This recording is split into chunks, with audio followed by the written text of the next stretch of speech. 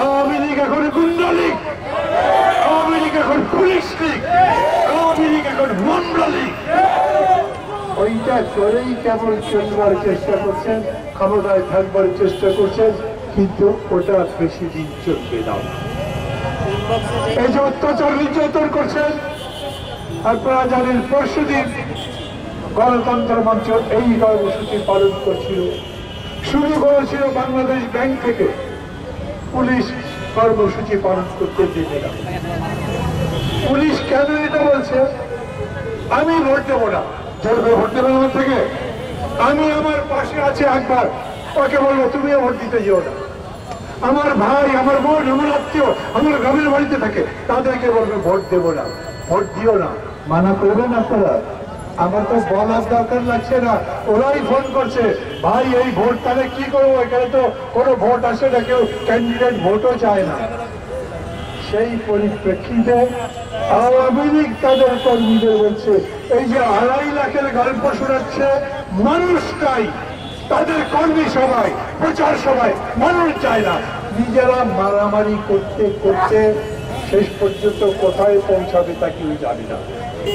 নৌকা শক্তিশালী নাকি ঈগল শক্তিশালী কে বলবে? কে বিরোধী দল হবে কে বলবে? এত 420 নির্বাচনের নামে প্রহসন পৃথিবীর ইতিহাসে কখনো হয়নি। অতএব আমরা আপনাদের সবাইকে বলছি, এই ভোট নিয়ে ভাববেন না, 7 জানুয়ারি নিয়ে ভাববেন না। সূর্য উঠবে, সূর্য ডুববে, 7 জানুয়ারি আসবে, সন্ধ্যার পর তাদের হাতে টিভি গুলো, তাদের হাতে রেডিও, ওরা ফলাফলও ঘোষণা করবে। কিন্তু ওরা জানে না ফিলিপাইনে এইরকম করে সরকারি রেডিও টেলিভিশন ফলাফল ঘোষণা করেছিল।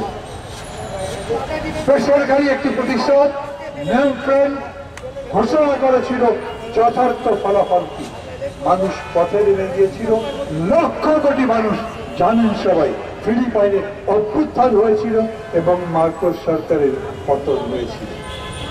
সারা দেশ তুষের আগুনের মতো জ্বলছে, সারা দেশে বারুদ গনগন করছে। একটা স্ফুলিঙ্গ যখন তখন দাবানল তৈরি করবে। আমরা হলাম সেই স্ফুলিঙ্গ।